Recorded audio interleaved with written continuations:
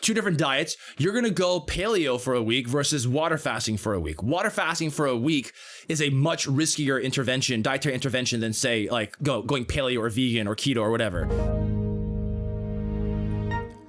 Jason White says, what do you think about water fasting? I'm seeing a lot of videos and articles.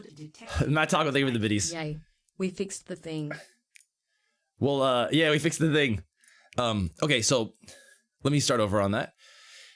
Jason White says, what do you think about water fasting? I'm seeing a lot of videos and articles that say because of autophagy, you won't have loose skin if you lose a lot of weight with water fasting. Also, apparently it's healthy too. Only water, no food intake for like 30 days. So, a lot of things to break down, and let me explain a couple of things. So what is water fasting? It's basically a, for lack of a better term, because there's a lot of different ways to look at it, a dietary strategy where you basically only consume water for days or weeks, and what each person does is up to them. It is not complete bullshit, because some people might hear that and be like, thinking to themselves, you only consume water? You're going to die. Don't you know? The human body's going to die in a day if you only have food. But that's actually not true. We can actually survive many days or weeks with zero food. Is it a good strategy or a good idea? I'm going to get into that in a second, but I'm going to kind of define what these terms are, because there's a lot of misconceptions about water fasting, but also a lot of things are overblown, such as the benefits to autophagy. So autophagy, if you guys don't know what that is basically, this is a normal process that happens in the body where our body kind of recycles and reconsumes certain problematic or dead cells, and then kind of just, you know, it kind of like clearing out the trash. That's a simple way to put autophagy. And autophagy is getting a lot of sexy press these days. And here's my opinion on this. As with most health and fitness fads and exciting new science that comes out, there's a couple of things to pay attention to. One is watch out for the people who sound very like they basically fall in the category of alarmism. Like, this one thing that everybody's doing is slowly killing you, and if you do it too, you're gonna be dead. So don't do the thing that's killing don't do it. Don't be like them. You be like us, the smart people. So that's like a common alarmism type way of talking. There's no nuance. It's either this black and white, our tribe versus their tribe, and I tend to stay away from those people because they're usually full of shit. The better resources are people who are a little bit more nuanced, and they kind of explain under certain contexts. This kind of makes sense, this doesn't. And so the other thing to think about when it comes to health and fitness and like the sexiest, latest, greatest things is, can an everyday human with like, who's under like normal, relatively normal healthy conditions, can they actually make a significant impact on whatever this mechanism or new health thing is by changing XYZ? So the concept here for autophagy, the question is, can we as an everyday human actually make a meaningful impact on our body's ability to go through autophagy and actually like notice it? Like, can we actually do that? And the answer is, we don't know. We don't know at this point. And my guess is there is no way we can actually change it. But there was a really good long podcast with Dr. Rhonda Patrick, where she was interviewing. I'll post a link to this in the chat. Dr. Guido Cromer on autophagy. He is a French scientist, and you can see his name here. Guido Cromer, and basically just look up Rhonda Patrick autophagy and you'll see it. He is an autophagy scientist, like a lead autophagy scientist in Paris. He is extremely boring to listen to. He's a legit scientist. I say that because, you know, kind of as a joke, but because he doesn't know how to talk to people. He talks to rats. And if you listen to that podcast about autophagy, he basically straight up says, we don't know how much applies to humans. We have very good rat research. We have very good research on what happens with rats and fasting, and it does seem like it's a beneficial thing. But we cannot extrapolate that and say it's guaranteed to work for humans. We know this is a good decision for all humans to do. We can't. Anyone who goes that far, I think they're full of shit. But if you frame it with some nuance, like, well, hypothetically, this should work. Hypothetically, we should give it a shot. I think that's safe to say. I think that's worth trying. But do keep in mind, so many of these different processes in the body, like, we can't actually make a meaningful impact. Keep in mind, the human body is very, very complex, and we have so many different feedback loops going on and tightly controlled mechanisms that we can't make a huge impact and really shift things one way or the other. It's so like I'm trying to think of another example because I just came across this recently the other day, but it was a really good one about like pharmaceutical. Like only pharmaceutical intervention can actually make a big difference on this. But because I'm drawing a blank on that, let me go with a different example, like intracellular, extracellular hydration, right? Hydrating the cells versus hydrating outside the cells. Oh man, we gotta like hydrate inside the cells to look more swole and this and that. Look, hydration, intracellular, extracellular, like the amount of H2O that is inside your cells and outside your cells, is an extremely tightly controlled feedback system. Okay. We have imbalances in our hydration status, like a permanent imbalance, if there's something seriously wrong with us, which will usually result in some, like, I mean, if you're in a state of pathology, like you are type 2 diabetic and you have like failing kidneys or something like that, okay, fine. The same rules don't apply to you. You may have different hydration status. But for someone who is a normal, healthy individual, being able to manipulate intracellular, extracellular hydration is pretty much to have some sort of meaningful impact out of our control. Unless you do something stupid like you drink a can of salt, which please don't do that.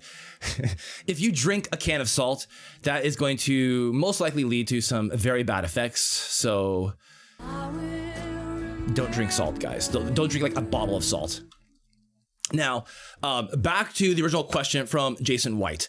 From that long, honestly pretty dry autophagy podcast from a leading autophagy researcher, he basically says that we don't know if this applies to humans or if we can control it, but it's interesting and we should try researching it.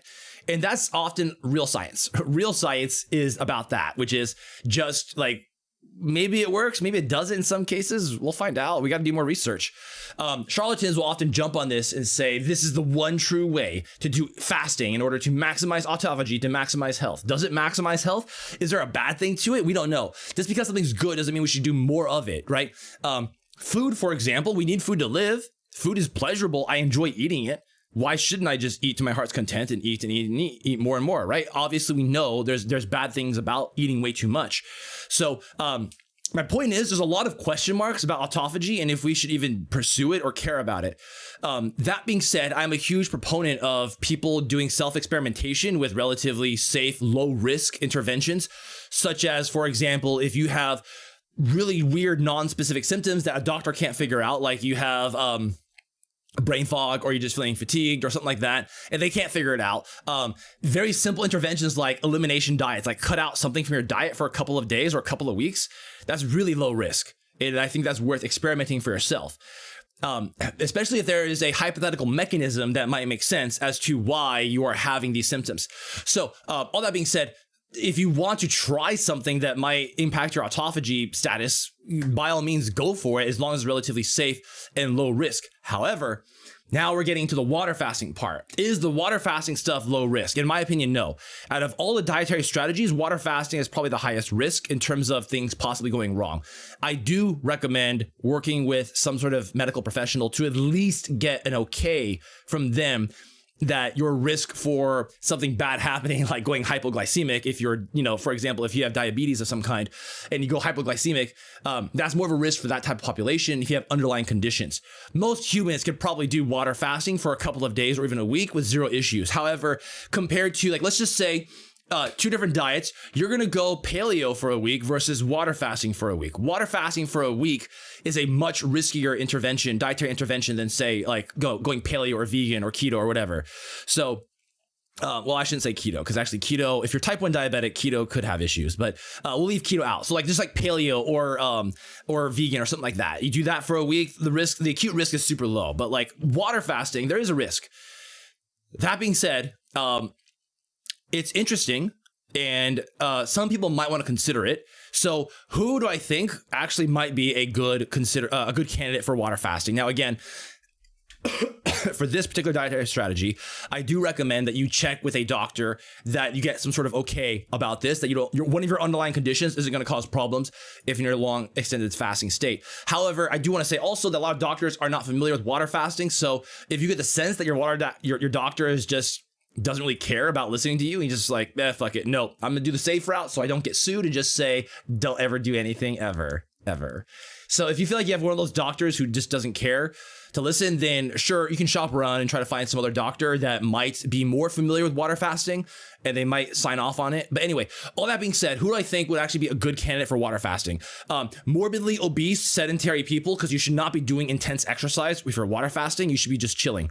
If you're type 2 diabetic or insulin resistant, and or you have other other chronic inflammatory diseases that doctors can't figure out, I think all of those people fall under the category of probably a good candidate for water fasting or even a keto diet or something like that, to try it out, to see how you feel. So what to expect on a water fast? You should not be doing intense exercise. At most, just a little bit of light walking. You don't push yourself hard if you're on a water fast. First couple of days will be hell as your body gets used to trying to adapt to fasting.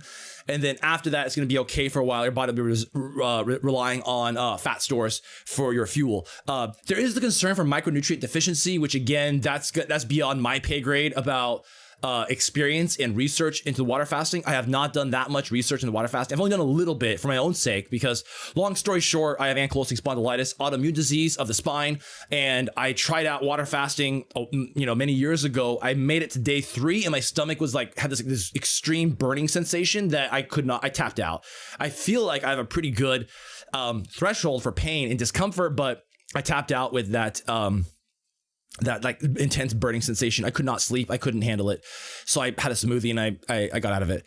But anyway, so for water fasting, if you are a morbidly obese, sedentary person, you would probably benefit from this kickstart of a lifestyle change. Now, keep in mind, water fasting is obviously not sustainable, because if you water fast for years, again, the same thing's going to happen where you're going to have a bad time.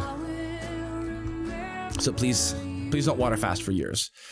Now, if you are let's say you weigh 300, 400, 500 pounds and you want to start and kickstart this, yes, water fasting might be a good idea because you're going to burn a lot of fat and it's going to come off. Do keep in mind, though, that in the first couple of days of water fasting, you're going to drop multiple pounds from food and water weight, perhaps 3 pounds, 5 pounds, 10 pounds, where that food and water weight just plummets. And then you start losing at a steady rate of your fat loss starts to come down at a steady rate.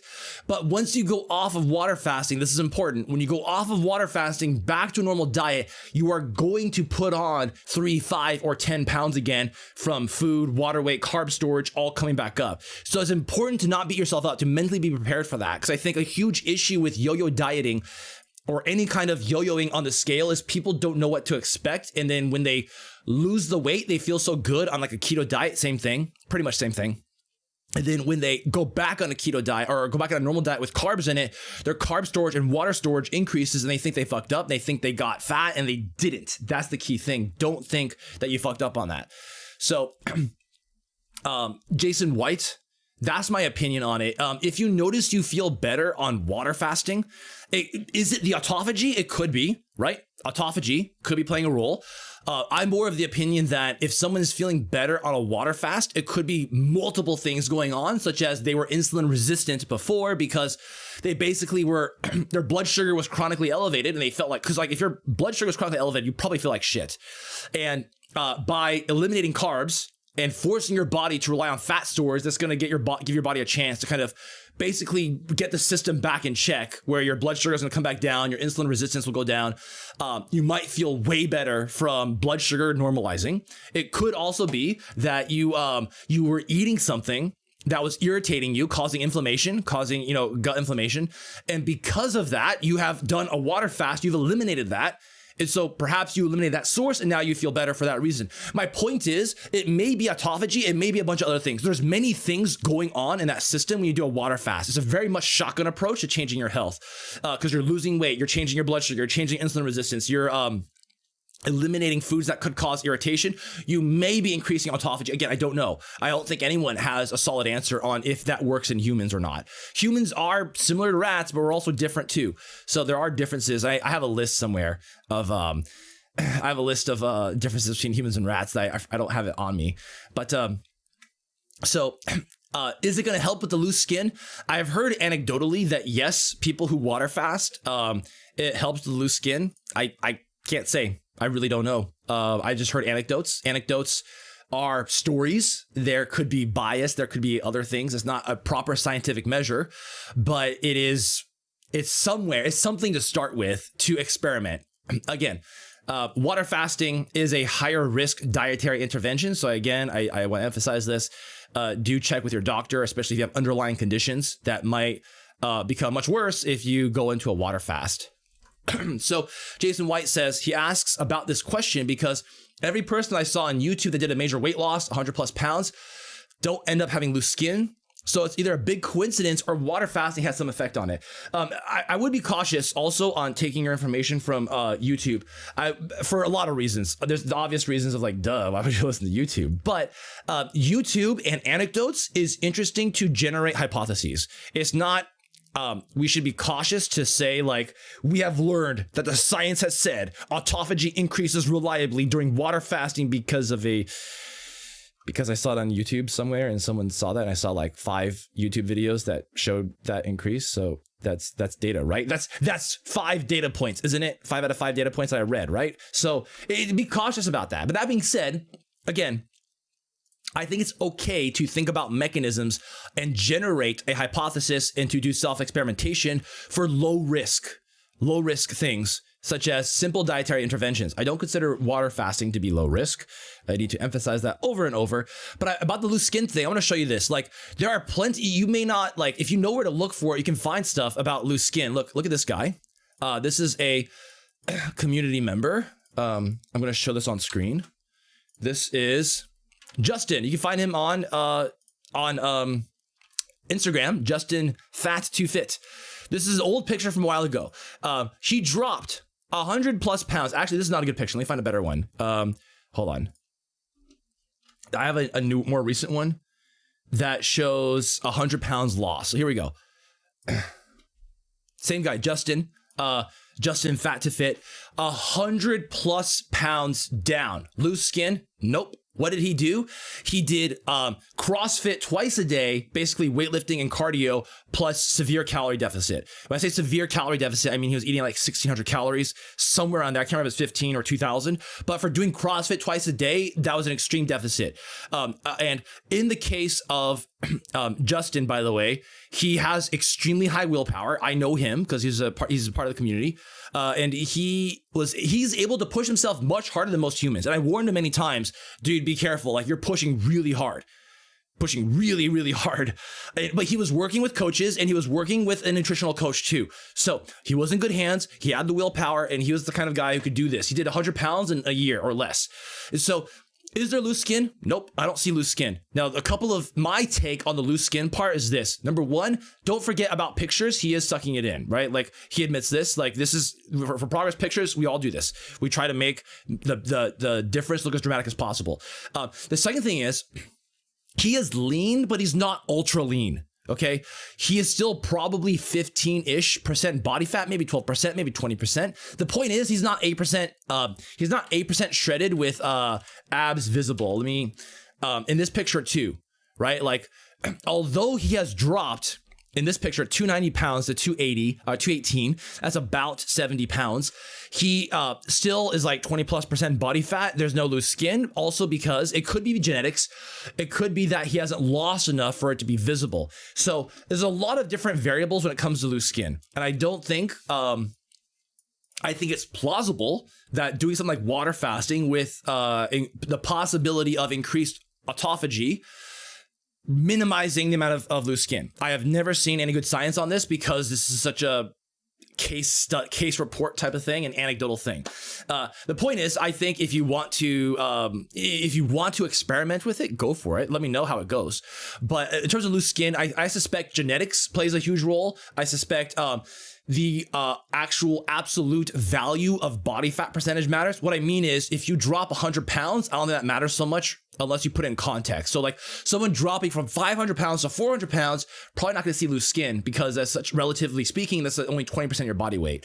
Versus if you drop from, let's say, 250 to 150 and you get to like 8% body fat where you can see ab veins, or at least you should see ab veins, but then instead you see like the loose skin kind of just folding over, then that's a different story.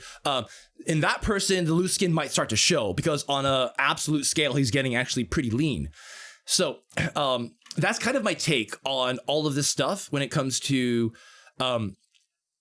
body fat percentage and YouTubers and stuff. So like actually touch more on the YouTubers. It could be self-selection bias that the algorithm is showing the best YouTube videos, the most amazing transformations, zero loose skin. Oh my God, this person's so amazing. They did the best job editing, because don't forget editing happens. And they don't show the follow-ups because you don't know what's happening, right? Like what's happening weeks and months afterward. I remember the first YouTuber I saw do a water fast. He was this British guy. I think he was English. And same thing. He was like 350 pounds. He dropped like, I don't know, like 50, 100 pounds, something like that. He dropped a lot of pounds doing water fasting. 6 months to a year later is when I found his video and I was searching his VODs and his Instagram. I could not find follow-ups. Does that mean he fucked up or something is not as good as it seems? Possibly. But to me, it's a slight question and a little bit of a concern when I don't see follow-ups to see how they're doing later on. There could be a lot of other factors. It could be they screwed up for other reasons. They got really stressed in their life and they fell back to old eating habits. And so they regained the weight. They feel ashamed. They don't want to show it. That's fine. I'm not judging the person. I'm just saying YouTube videos tend to give you a single snapshot and that's all you see. It's hard to see. You may get some impression of what happened before, but you don't always get the impression of what happens after, and whether or not they really had loose skin or whether or not they really kept the weight off or whatever, right? There's a lot of other question marks there. It's interesting. It's interesting to see people on YouTube and social media talk about different dietary strategies. I think it's interesting if you want to do some self-experimentation, especially because the science is not there yet to definitively say this is the #1 strategy to stop loose skin. We don't have that kind of information. I would say it's a red flag if someone claims they do. I think the importance of nuance and avoiding alarmism is very important to decipher like who's full of BS and who's not. Again, the autophagy stuff, go check out Rhonda Patrick's. I'll post another link to this. You want to see a real scientific study on this stuff or scientific discussion on autophagy, go listen to that podcast down here. Because man, that is some science heavy, really boring stuff. And this is what real science sounds like.